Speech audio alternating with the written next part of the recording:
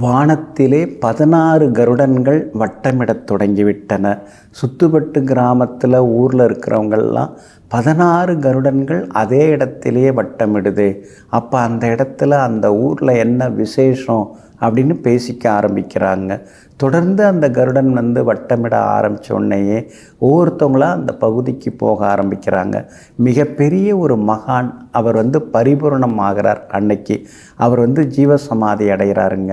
அதை கரெக்டாக பார்த்திங்கன்னா அந்த கருடன்கள்லாம் வட்டமிட ஆரம்பிச்சுதுங்க. இதெல்லாம் பார்த்து அங்கே அந்த ஊர் பகுதியில் இருக்கிறவங்க ரொம்ப ஆச்சரியப்பட ஆரம்பித்தாங்க. உண்மையிலேயே அவர் பெரிய மகான் தான், இல்லைன்னா கருடாழ்வார் வட்டமிடுவாரா அப்படின்னு எல்லாருக்குமே புரிய ஆரம்பிச்சுதுங்க. அந்த மிகப்பெரிய மகான் யார் அப்படின்னு கேட்டிங்கன்னா பிரம்மஸ்ரீ விமலானந்த சுவாமிகள். இவங்க மிகப்பெரிய மகான்க. இந்த மகானுடைய பூர்வீகம் அப்படின்னு பார்த்திங்கன்னா கேரளா பந்தல ராஜா, அந்த ராஜாவோட வம்சத்தில் பிறந்தவர் தாங்க இந்த சுவாமி விமலானந்தா அவர்கள். இவங்க பார்த்திங்கன்னா சின்ன வயசுலேயே பிரம்மச்சரியம், அதாவது ராஜ பாரம்பரியம் வரையில் பிறந்தவர். ஆனால் திருமணம் வேணான்னு முழுமையாக மறுத்து விட்டார். அதனால் சின்ன வயசுலேயே பிரம்மச்சாரிய வாழ்க்கை வாழ ஆரம்பிச்சிட்டார். அப்புறம் சும்மா இருப்பாங்களா வீட்டில் இருக்கிறவங்க? கால் கட்டு கை கட்டு போட்டால் இவர் மனம் கட்டுப்பட்டு உட்காந்துருன்னு சொல்லி பொண்ணு தேட ஆரம்பித்தாங்க. பொண்ணு பார்க்க ஆரம்பித்த உடனே இவர் விழுந்தடிச்சு வீட்டை விட்டு வெளியே கிளம்பிட்டார். அப்படியே கோவிலாக சுற்ற ஆரம்பிச்சிட்டாருங்க. கடைசியாக அப்புறம் நடுவில் இடுக்கி அப்படிங்கிற ஊரில் ஆன்மீக பயிற்சி, அதுக்கடுத்தது வர்மக்கலை, அதெல்லாம் கற்றுக்க ஆரம்பித்தார். அப்புறம் வைத்தியம், அதெல்லாம் கற்றுக்க ஆரம்பித்தார். அங்கேருந்து நேராக வாரணாசி போகிறார். காசி, வாரணாசி, வட மாநிலங்களில் போயிட்டு அங்கே சாதுக்கள், சன்னியாசிகள் இவங்களோடெல்லாம் தங்கி தவம் இருக்க தொடங்குறார். அப்புறம் அப்படியே தவம் இருந்துட்டு இருக்கும்பொழுது திடீர்னு பார்த்திங்கன்னா தமிழ்நாட்டுக்கு போகலாம் அப்படின்னு வரார். தமிழ்நாட்டுக்கு வந்த உடனேயே தவம் செய்ய ஆரம்பிக்கலாம்னு நினைக்கிற நேரத்தில் நேதாஜி சுபாஷ் சந்திரபோஸ் அவங்களுடைய இந்தியன் நேஷ்னல் ஆர்மி அதில் சேர்ந்து பணியாற்ற ஆரம்பிச்சிட்டார். அப்புறம் ஒரு சில வருடங்கள் முடிந்த பிறகு பார்த்திங்கன்னா மறுபடியும் சந்நியாச வாழ்க்கை தான்.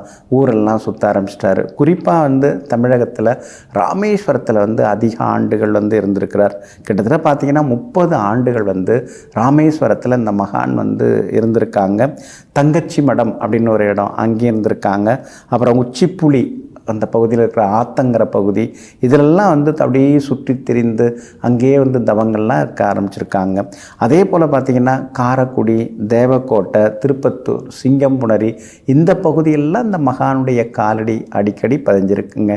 மிகப்பெரிய ஆஞ்சநேய உபாசகராக இருந்து தன்னை தேடி வர்றவங்க யாராக இருந்தாலும் அவங்களுக்கு வாக்கு சொல்லக்கூடியவர்களாகவும், மன தெளிவு, ஒரு ஆன்மீக தெளிவு, எந்த கேள்வி கேட்டாலும் அதுக்கெல்லாம் பொறுமையாக பழைய நூல்கள், பண்டைய நூல்கள், புராணங்கள், இதிகாசங்கள், வேதங்களில் சொல்லப்பட்டிருக்கிற விளக்கங்களை எல்லாம் எடுத்து கொடுத்து எல்லோருக்கும் ஒரு ஆத்மதாக சாந்தி அளித்து எல்லாருக்கும் வேதங்களை சொல்லி கொடுத்துருந்துருக்காருங்க.